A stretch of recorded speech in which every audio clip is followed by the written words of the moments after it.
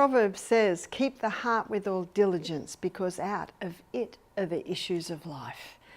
We need to keep the heart with all diligence, because when it stops, we stop. The number one killer in the industrialized nations today is heart disease. So what I'd like to look at in this presentation is how you can keep your heart with all diligence, because out of it are the issues of life. What are the issues of life? The Bible says in Leviticus 17:11 that the life of the flesh is in the blood. The blood is life, because the blood contains nutrients. It contains oxygen. It contains water. It brings the white blood cells to the area. It is the life of the flesh. Every part of our body is alive because it's being bathed moment by moment with blood. It takes 1 minute for one drop of blood to go around your whole body. In Australia, we have sheep. We have huge sheep farms, some of them tens of thousands of acres. This is when it's nearing the middle of Australia, the more dry areas. And it's very hard for a farmer to keep an eye on his 10,000 sheep, maybe even more. So what they do is they take the tail off, because if the tail stays on the sheep, then in that moist, hot environment, because that's where the feces come out and get stuck, then blowflies can lay their maggots there and, mess. So they find it's much easier just to take the tail off, and then the air can get into the area. So what they do is they put a little ring at the top of the tail. And it might take a week or two, but the tail eventually falls off. Why does it fall off? Because that little ring stopped the blood. The blood is the life of the flesh. Any area where there is no blood, eventually there will be no life. So when the Bible says, keep the heart with all diligence, this is Proverbs 4:23, because out of it are the issues of life, it's talking about the blood. So there's two things we need to look at here. We need to look at blood, and we need to look at the heart. The heart is the pump that pumps the blood all through the body. And in a previous presentation, I looked at how all the blood capillaries all through the body have a muscular surrounding, so that when that heart pumps, and by the way, the heart is a muscle, when that heart pumps, there's a reverberation all through the body. We also talked about the second heart. Do you remember the second heart? Keep the second heart with all diligence too. It's your calf muscles. So just even up and down, even just like this. And when you just move your foot like this, your second heart. That's why they tell you to do that on the plane, because you're sitting for a long period of time. 15 hours from Australia to here, so that second heart is pumping the venous system back to the heart. So let's have a look at how we can keep the heart with all diligence. It's a muscle, and muscles get strong through use. So number one, we'll look at the heart. The biggest muscle booster is exercise. You will see as we go through our investigation of how to keep the heart with all diligence, that we will be going little by little through the 8 laws, because they are the true remedies. And exercise is the most potent booster of pure air. So every single one of those heart muscle cells needs to be strengthened by exercise, but also that exercise brings in that air. And you will remember from a previous presentation that if a cell has oxygen, it's going to give 18 times more energy. Let's go into the cell, because going into the cell shows us how this all works. So we've got the glucose coming in. It goes through a 20-step pathway, and the 20-step pathway delivers to us 2 units of energy.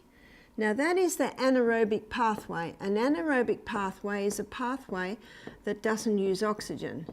It produces energy by the process of fermentation. The end result of that 20-step pathway is a chemical form of glucose called pyruvate. And pyruvate, as the chemical form of glucose, gets fed into the powerhouse, We looked at the powerhouse a few times. This is the glycolytic pathway, not using oxygen. This is the mitochondria, and the 8 steps specifically is the Krebs cycle, and it uses oxygen. So this is the aerobic pathway, and it gives us 36 units of energy. We also looked at how the membrane around the cell is a bilayered membrane.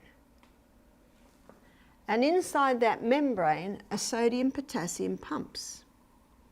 And these sodium-potassium pumps are responsible for maintaining the sodium and potassium levels in and out of the cell. The highest concentration of potassium is found inside the cell. Sodium comes in its high concentrations outside the cell. Sodium is found inside the cell, but it is in smaller amounts. So it's potassium that has the highest amount inside the cell. And when our body is working as it should be, that functions very, very nicely. So what does exercise do? How does it strengthen the heart? It strengthens the heart by use, because when you are exercising, you start to challenge every single muscle in the body, and it gets strong by challenges. The most effective exercise is the high intensity interval training. And the high intensity interval training is the form of exercise that has the most powerful effect on the heart muscle, because it has the most powerful effect on all muscles. The high intensity interval training are intervals of high intensity, intervals of recovery, and done for a cycle usually done for a cycle. So let's have a look at what Dr. Doug McCuff found in his book Body by Science. And he's a heart doctor, so he was looking for an exercise that was the most powerful in strengthening his patient's heart. He did it on himself first. He was very happy with the results. In fact, he was almost surprised at the results because of the effect that it had. The high intensity, he maintains, is the most potent when you do it for 30 seconds. And then you can have a 90-second recovery time. And that's usually done for a cycle of 6. So Doug McCuff says all you need is 12 minutes a day. Now I'm going to be very gracious and give you 15. 15 minutes a day. There are 24 hours in the day. 15 minutes is not much. If you do not think you have time to exercise, it's time to assess what you do with your time. Write down, if you don't think you have time to do this, you've got to write down, you've got to sit down, you've got to write down what you do with your time. How long does it take to eat? Doesn't take that long to eat, does it? I'm usually done in half an hour at the most. Sleep, oh yes, 8 hours, hopefully. Hopefully you are sleeping for 8 hours, and you'll find out that that's very important for the heart. So what else is left in the day? What else have you got? Because if you want to keep your heart with all diligence, it's a not negotiable. You got to exercise. So I'm giving you a form of exercise that, unfortunately, now you've heard this, you've got no excuse. You got to exercise. And remember what Dr. Doug McCuff did this for his heart patients. He wanted a form of exercise that was reachable, that was doable. So what's the high intensity? It can change from person to person. It's actually whatever you can do. What my husband and I do, we run up hills. And when I'm running up the hills and I get to 20 seconds, my body says that'll do. When I get to 25 seconds, my body says this is getting a little bit silly. When I get to 30 seconds, that's when I am breathing very, very deeply. In fact, if I didn't count, I don't think I'd actually get to that. And then recovery time. What's recovery time? Recovery is going a lot slower. So for Michael and I, this is when we walk down the hills. Most of the research for the high intensity interval training has been done on the exercise bike. So if you're on an exercise bike, you go as hard and fast as you can. Please count, remember, 1 and 2 and 3 and 4 and... Count, because you probably won't get to that if you don't. And then when you're in recovery time, then you cycle nice and slow. You're getting your breath back. And you'll know when it's time to go back to the high intensity, because your breath will be once again back to normal and your heart rate will have slowed right down. Then it's time to go again. Now, if you can't get to 30 seconds, that's perfectly fine, because this changes. As you get stronger, as your heart gets stronger, you'll find you'll be able to go a little bit more, but your fitness is actually determined by your recovery time. So note how much high intensity you can handle. Note how much time you take to recover. Write it down, because it will be of great encouragement to you as the weeks and months go by when you see the changes that your body is making. Your heart is getting stronger and stronger and stronger. What if you can't run? Exercise bike. What if you don't have an exercise bike? Please look for one, because if you have ankle, knee or hip problems, it's the best because you're sitting.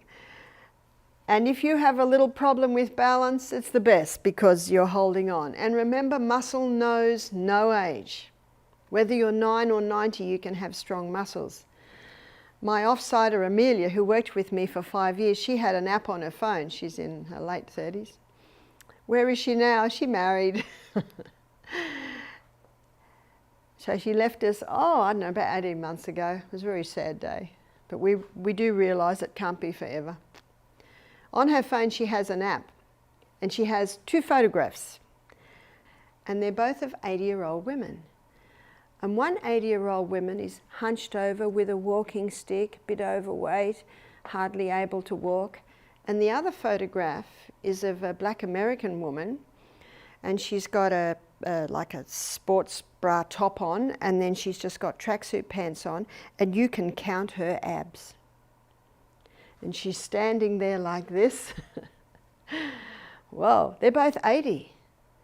And Amelia's question then comes up, you choose. You choose. What if you are the lady that is a little hunched down? Well, the good news is you can change that. You may not change it in a week, and you may not change it in 2 weeks, and you may not even change it dramatically within a few months. But remember, when we looked at the mind, where there's a will, there's a way. If you say you can, you will. And if you say you can't, you won't. We are often our own worst enemy. Just do it. I thank God that He's just given us one day at a time. You know what the Bible says? Take no thought of tomorrow. Concentrate on now. Enjoy now. Love this moment. If you love this moment, I've got some good news. You'll get the best out of that moment. And in a minute, we're going to get another moment. And in a minute, we're going to get another moment. So love this moment. And this moment, I trust, when you hear this, you will make decisions on how you can keep your heart with all diligence. And the high intensity interval training is what will give you the most for your time. It is the best health insurance you can make. The dividends you receive far exceed the effort that you put into it. My son Peter's a tiler, has his own business now. But when he was a young tiler, he had to take a vanity unit out of an old bathroom. It was about the 50s vanity unit, and it had a big chip on the side. As he was getting it out, it slipped and it hit his ankle. And as soon as it hit his ankle, the blood hit the roof. He fell down and he called out to my other son, James, quick. James said, I'm on the phone. Peter said, crisis. Isn't that what you say when you want someone to come quickly? And I tell you that James was on the phone because James didn't get in for a minute or two. And by the time James came in, James told me that the whole of the ceiling was splattered with blood. This beautiful design of little spots all over the ceiling, all over the walls. James immediately, well, Peter had already clamped the spurting blood vessel, bound him up, took him to hospital. They took his pulse. It was 50 beats per minute. The nurse couldn't believe it. Why was Peter's pulse 50 beats per minute? Well, Peter was training for a triathlon. I think Peter was about 23, 24 at the time. He was running up and down the hills behind Brisbane every night. And when you run up and down hills, you're getting that high intensity interval training. It's the most powerful form of exercise there is. The majority of trainers today are training their athletes in the high intensity interval training. It's shorter and yet it's more powerful than any other form of exercise. Peter's heart was so strong now that it was beating at 50 beats per minute. And that's why the blood hit the roof. His heart was so strong that one beat gave so much blood, he didn't have to beat a lot. So you actually determine that, you choose that. And you choose that by how much exercise you do. No, Peter didn't do the triathlon. The doctor stitched up the cut. Aren't we glad for doctors who have the ability to do fine surgery? Surgery has come a long way, and Peter was very thankful for the lignocaine that deadened the area. Absolutely. You know, we appreciate the drugs in the crisis. We appreciate the doctors, the paramedics. In all of these presentations, we're not talking about that. We're talking about how you can keep your body in good working order without having to go to the drugs. Yes, they can save a life, but they all have side effects, so long term can be dangerous. So the type of exercise that is the best heart builder is the high intensity interval training. You might find push-ups, you might find, if you can't do push-ups on the ground, do it on the wall, and after a while come further out, and then eventually you'll be able to go on the floor. Remember, Rome wasn't built in a day. Little by little by little, build your body up. That's why in his book Pace, Dr. Al Sears shows that the meaning of the word pace is progressive acceleration, cardiopulmonary exertion. Progressive, this changes. The fitter you get, the more you will be able to do for the less effort. So the exercise is vital. The high intensity interval training is the one that will do it. But let me take you inside the cell and show you why it is so powerful to strengthen the heart. Earlier in the week we looked at how there's a little bunch of grapes called glycogen stores. This is where you will get the glucose on your morning high intensity interval training, is from your glycogen stores. You see, when the glucose first goes in, it goes through the 20-step pathway to give you energy. Now, if there's more glucose left over, it gets stored like this little bunch of grapes as glycogen. And if there's even more left over, then it gets stored in the fat cells. That's how the process works. When you're doing the high intensity interval training, the glycogen stores start to get plucked. The 20-step pathway speeds up, and it's a very fast pathway. And the 8-step pathway speeds up, it's a lot slower. And when you're starting to move, and move very, very fast, both pathways speed up. There's a rate-setting enzyme in there that will always keep the 8 steps slower. And so more pyruvate is being made than can be fed. That can be fed into the little powerhouse. And so the body stores it as lactic acid.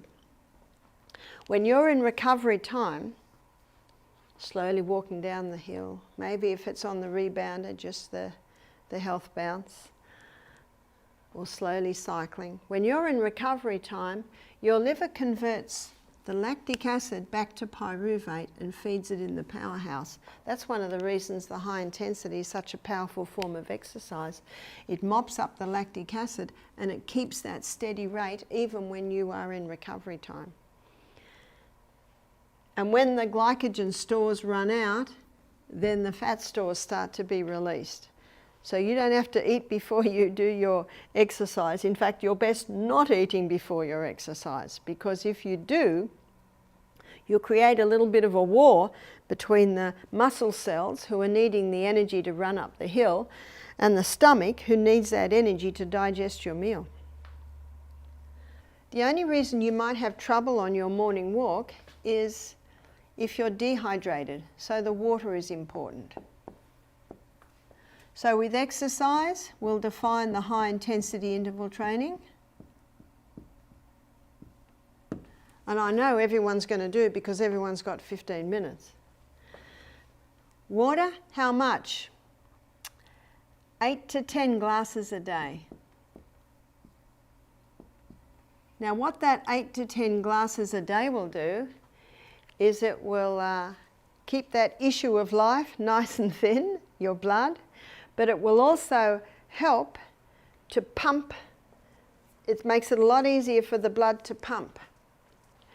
It makes it a lot easier for the heart to pump the blood when it is nice and thin. It's the best blood thinner in the world is water. If you're finding that a little bit much, start early. Always have it by your bed. This is what I do. When I wake up in the morning, a little crystal of salt, and this is the next one, the Celtic salt, and we'll look at why that is so in a minute. A little crystal of Celtic salt, and I have half a glass of water. I go to the bathroom, I have another half glass of water. Then I get dressed. Then because it's my second glass, I have another little bit of salt, and I have half a glass of water. Then I'll pray. Then I'll have another half glass of water. Now I'm up to my third glass. I'm doing my Bible study. I have another little bit of salt. Before every glass, so that can be 8 or 10 times a day, I have that little bit of Celtic salt. Why do I have that little bit of Celtic salt? I have that little bit of Celtic salt because it contains 3 magnesiums. And magnesium is required to get the water into the cell. So when I have that little bit of salt and then that glass of water, that pulls the water inside the cell. And this is the CBD. This is where the body needs that fluid. When people have swollen ankles, swollen legs, it's usually an indication that the water is not getting inside the cell. One lady who had a tendency to swollen legs, she said to me, if I don't drink enough water, my legs swell much more. There are 3 magnesiums in the Celtic salt. You see, seawater has 92 minerals. It's called an isotonic solution because it is the exact same mineral proportion and balance as is found in the blood, in the fluids of the body. In fact, in the war, the Navy used to transfuse with seawater if they were short on blood because the body converts it very quickly to blood. The first crystals formed when the water's evaporated from seawater is sodium chloride. Sodium makes up about 30% of these minerals, and chloride makes up approximately 50%. They're the first crystals formed. So what man does is he scoops up those crystals, bleaches it white, puts aluminium with it so it flows freely. Well, it'll flow very freely if it doesn't have the magnesium, because magnesium is a water-hungry molecule that causes the salt to be moist. So now we have table salt. Table salt is a dangerous salt. The doctor is right. Table salt will cause your blood pressure to rise because table salt is an imbalanced salt. It only has the 2 minerals. These are such harsh minerals. If you were to inject them into the person, they would die. They're such harsh minerals, they kill the taste buds. No wonder people put table salt on everything, even before they taste the food, because these 2 harsh minerals can kill the taste buds.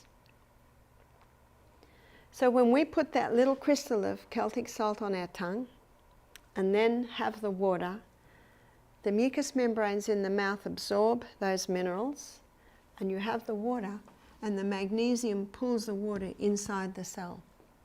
Something else happens when you pull the water inside the cell. There's a little motor in the membrane around the cell, and when the water rushes through, it stimulates the movement of that little motor, and you get you get a little bit of energy. So when everyone's going outside to have their cigarette or their coffee for a little bit of a lift mid-morning in the office, just have your Celtic salt and your water, and you'll experience that little bit of a lift. Dr. Lelangre is a French doctor who's written a whole book on salt. He says when someone comes to him with high blood pressure, he always puts them on the Celtic salt. You see, Celtic salt has 82 minerals. It's a balanced salt. It's salt the way God meant us to have it. In Matthew chapter 5, verse 13, the Bible says, "Ye are the salt of the earth. If the salt has lost its savour, wherewith shall it be salted? It is henceforth good for nothing but to be cast out and trodden under foot of men." Oh, strong words. If the salt has lost its savour. This is Old English. How does salt lose its savour? I'd like to suggest that this salt has lost its savour. It's lost the other 90 minerals. So where are the other 10 here? They're in such pico proportions, barely measurable, that it's inevitable that some are lost in the evaporation process. So I thought you might be surprised to hear me say the Celtic salt is important to keep the heart with all diligence, and even the issue of life coming out of it. Have you tasted your blood? It's salty. We need salt. Let me show you how table salt gets the blood pressure up. If someone's having table salt on everything and they're not having enough potassium, where do we find our potassium? In all your fresh fruits and vegetables. On our table we have salt and pepper. The pepper is cayenne pepper and the salt is Celtic salt. And cayenne pepper is quite high in potassium too. But there are a lot of people today that don't have many fresh fruit and vegetables, and they're having too much salt. So what happens is the potassium levels start to drop. And the sodium levels inside the cell start to rise. The potassium and sodium pumps are struggling to try and keep the balance purely because they're lacking potassium and there's too much sodium coming in. And osmosis and diffusion happens when the highest concentration merges into the lower. What happens when sodium levels rise in the cell? That cell swells. There's your high blood pressure. So the doctor is right. The table salt is a big contributing factor to high blood pressure. But the Celtic salt, it can help to balance the pressure in and out of the cell, thus helping to resolve high blood pressure. High blood pressure is one of the signs that the heart is not being kept with all diligence, neither the issues of life. So the Celtic salt is important.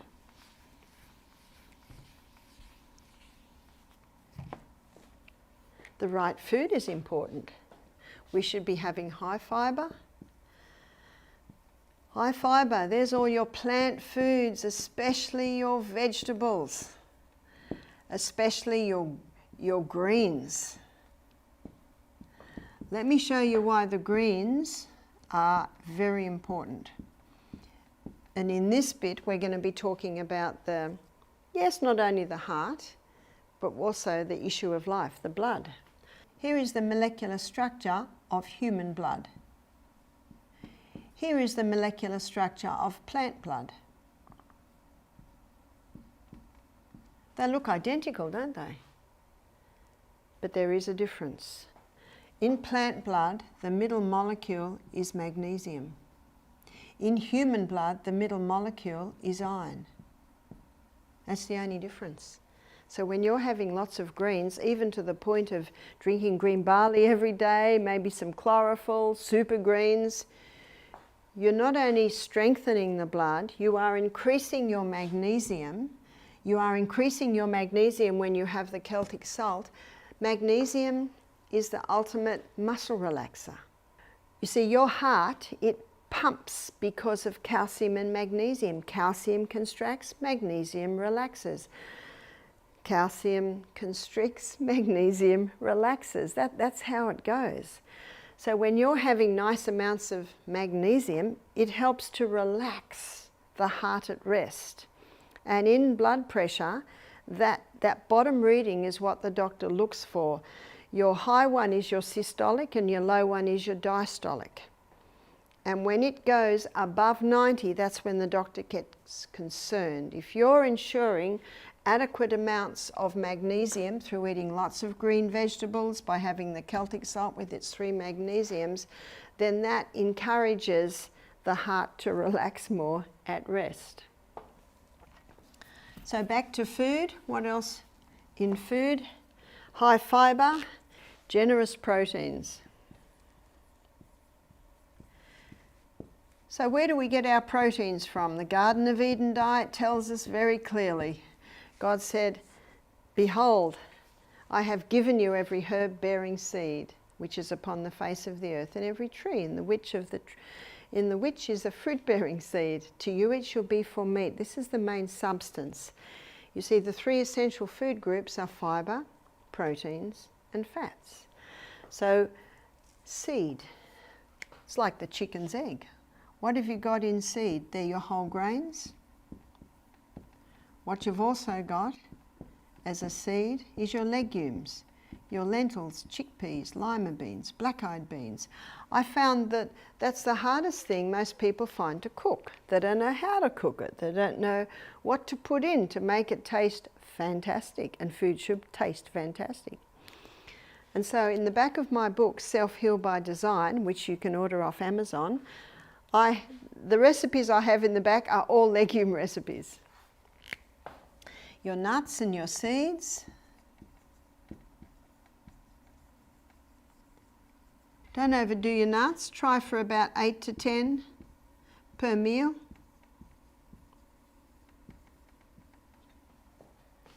So there's your proteins and healthy fats.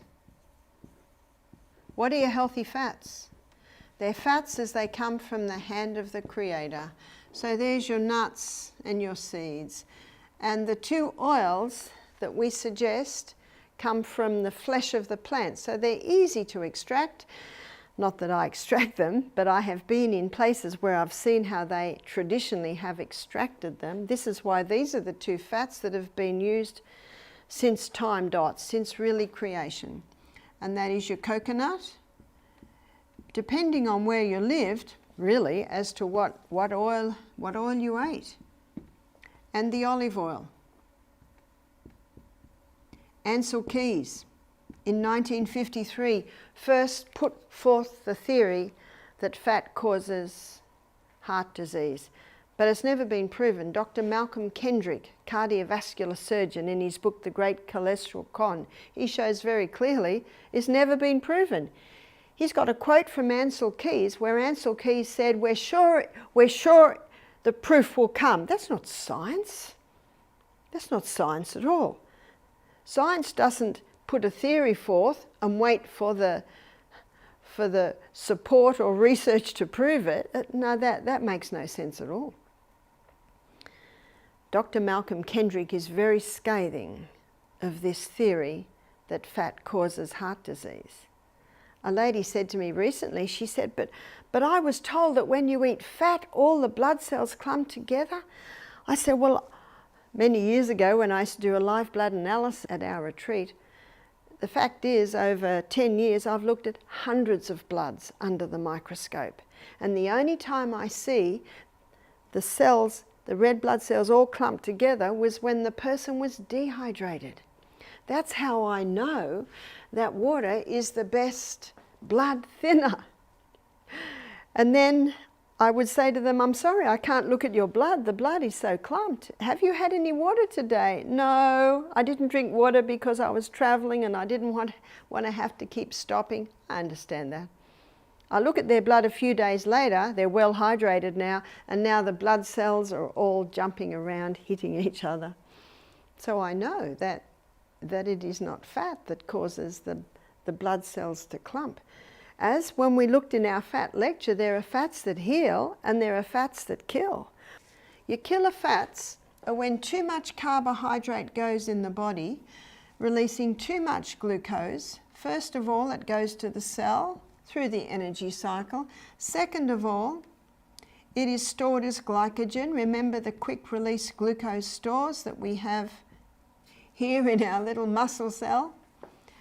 And if there's any excess left over, and there usually always is in a very high carbohydrate diet, it gets stored as fat. In his book Wheat Belly, Dr. William Davis, he says this is like a visceral fat that the body particularly just dumps on the belly. That's why his book is called Wheat Belly.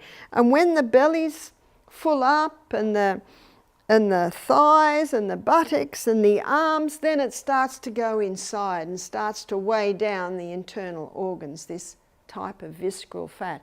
That is not a dangerous fat because we all have a little bit, but it's when it's in high amounts. The other types of fats that are dangerous are your animal fats. You see, the majority of poisons, environmental poisons, come in a fat-soluble state. So they're found in the fats of the animals when they're eating grass. That's where the fences were sprayed last year with DDT, the glyphosate, the Roundup, and the animals are eating it, and then the person that eats that animal is getting some of those environmental poisons, plus your altered fats. There's your margarines, there's your heated polyunsaturated fats. If you want to look at that in more detail, please have a look at the Fantastic Fat presentation and you will see it all in detail. But one of the reasons most people stop fat is because of Ancel Keys' theory, which again has never been proven, that fat causes heart disease. So what I'd like to look at now is cholesterol, because we are told that the fat causes the cholesterol levels to go up high, and the cholesterol blocks up all the arteries, and then the person has a heart attack. Well, 80% of the cholesterol that is made by the liver is made from glucose, and 20% of the cholesterol that is made by the liver is made from fat. Now you can see just by this information that it's not the butter on the bread, it's the bread under the butter, it's the high carbohydrate that is causing these excess fats, this excess glucose. There are two main types of cholesterol. One is high density lipoprotein and the other is low density lipoprotein. High density lipoprotein is called the good guy, because high density lipoprotein is the type of cholesterol that is taken back to the liver. It's the carrier. So it carries excess cholesterol back to the liver. That's why it's called the good guy. But LDL, poor LDL, it's called the bad guy. But what you've got to remember is the body doesn't make anything bad. We've always got to ask our million-dollar question, why? Why are they calling LDL bad? Let me show you. But first of all, let's define what it does. LDL is the repairer and the rebuilder. So you're always going to find LDL wherever there's a need to repair and rebuild. Let me show you how it works in the bloodstream.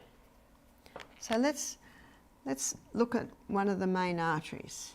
Because of its low density, LDL is always on the edge. Because of its high density, HDL is always in the middle. Dr. Natasha Campbell McBride, in her book, Put Your Heart in Your Mouth, she's investigating the cause of heart disease. In her first 3 chapters, she defines everything that damages the little endothelium cells that line the arterial wall. Because margarine is a toxic fat, that fat can definitely damage the little endothelium cells. Chemicals, they're probably the most responsible, and she spends a fair bit of time defining all the chemicals.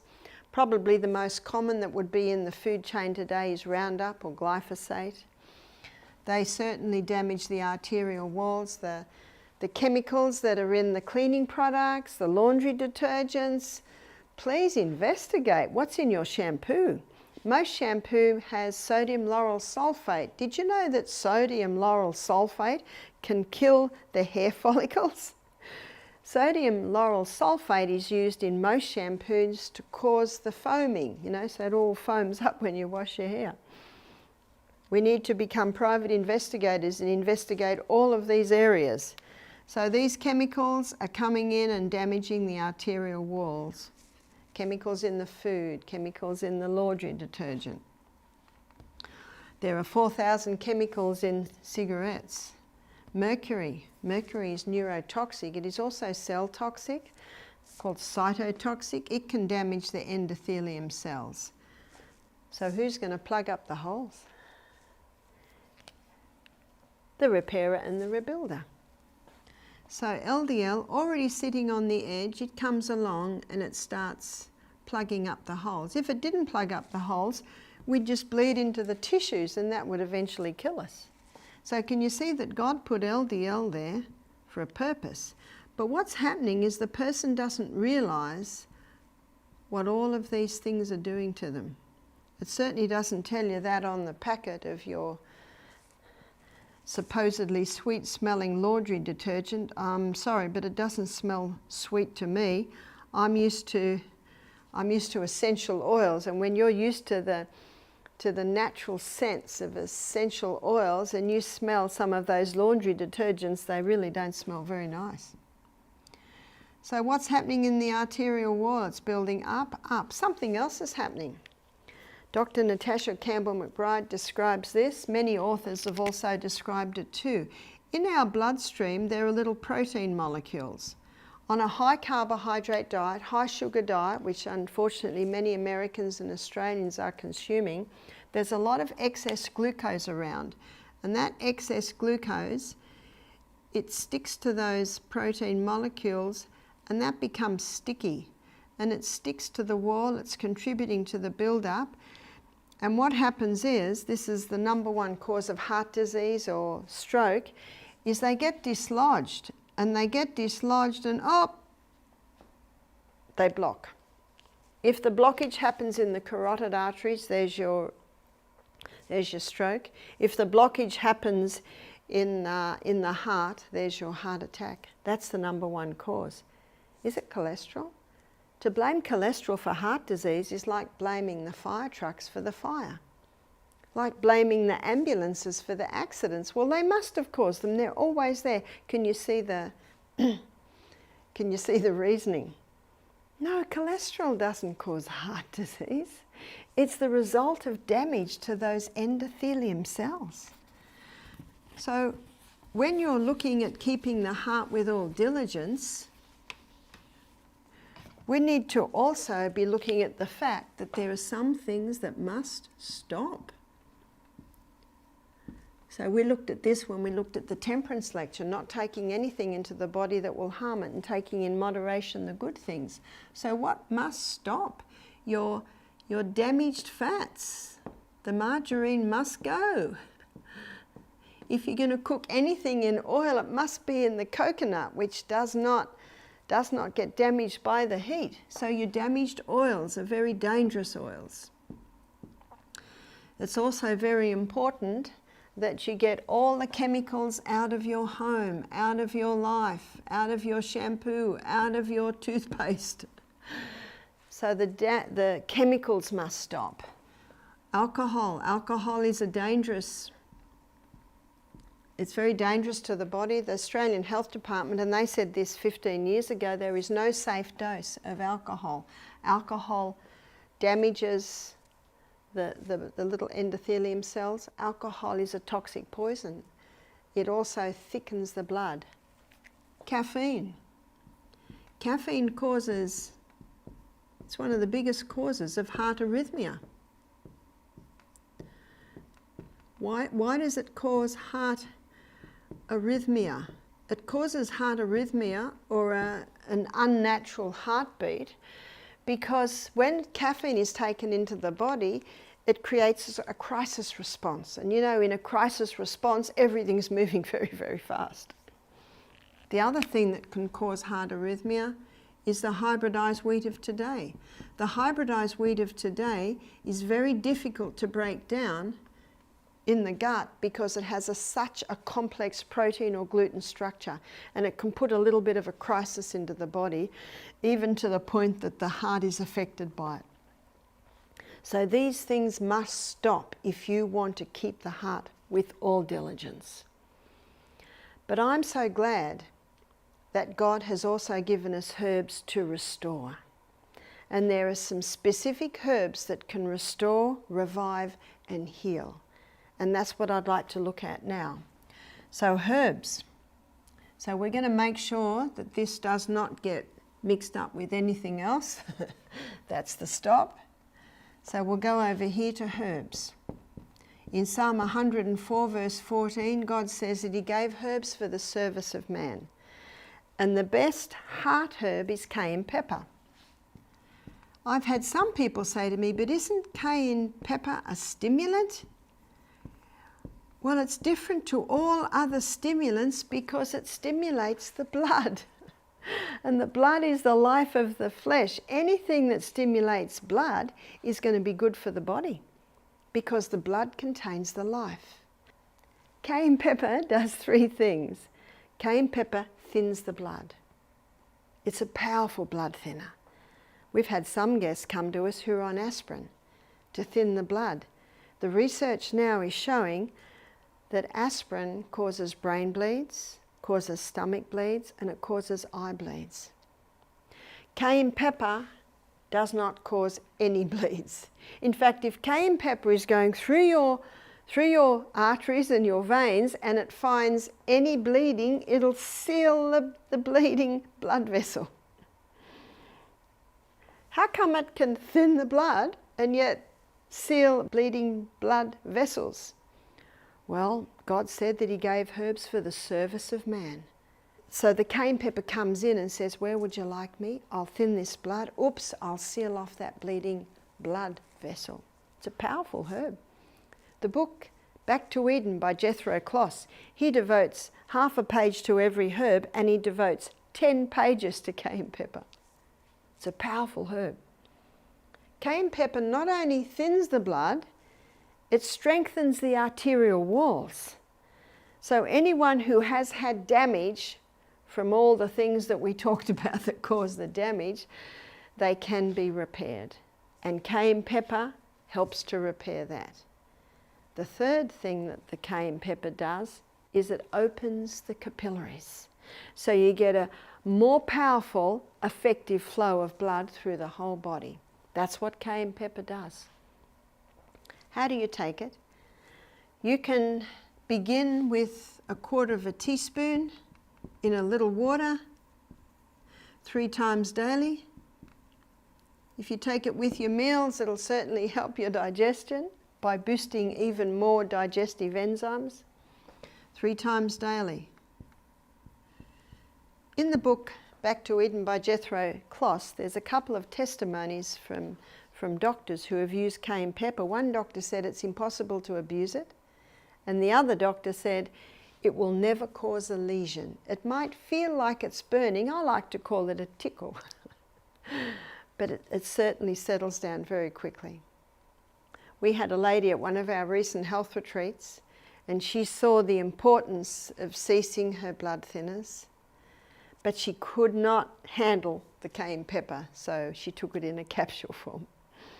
I think it's a pity to take it in a capsule form because when you take it by mouth, every part of the body that it touches is benefiting. But it is an option if a person finds it difficult. The other herb is the hawthorn berry. The hawthorn berry is an English herb. Quite a bit is growing down the bottom part of Australia. You might even find the hawthorn berry growing in cooler parts of the US. But the hawthorn berry strengthens the heart. The hawthorn berry brings the heart back into balance. So if someone does have heart arrhythmia, these things are stopped. These simple lifestyle principles are included or begun in their life. They take the cayenne pepper and the hawthorn berry that can help to restore that heart function. It's a very safe herb. You can even use it in conjunction with other medication. But what I say to people is implement it straight away And as you implement the life, ensuring fresh air, sunshine every day, stop all the things that hurt, early nights, remember, 8 hours. 8 hours sleep a night. You want to keep your heart with all diligence, you have to have 8 hours sleep every night. No, not from midnight to 8 a.m. Ideally 9 to 5. You might go a little earlier or a little later, but try and go no later than 10. 10 is the absolute latest. Because if you go any later, you're missing out on all the amazing things that are happening in your brain, in your body while you sleep. The hawthorn berry can be taken in quite large amounts. I had a man recently said, I'm taking the hawthorn berry, it's not doing anything. He was on 350 milligrams a day. If you want to heal your heart, if you want to strengthen it because it has been weakened or it's not working as well as you'd like it, you can take up to 4,000 milligrams a day. Very safe herb. How do you take it? You can get the berries and you can make a tea. And if you do get the berries and make a tea, it's 2 teaspoons to 1 cup. And because it's a berry, it needs to have a gentle simmer. Simmer for about 10 minutes and then let it cool. Let it cool right down. Right down. So if you want to take the hawthorn berry as an alternative, you would have at least 4 cups a day of that tea.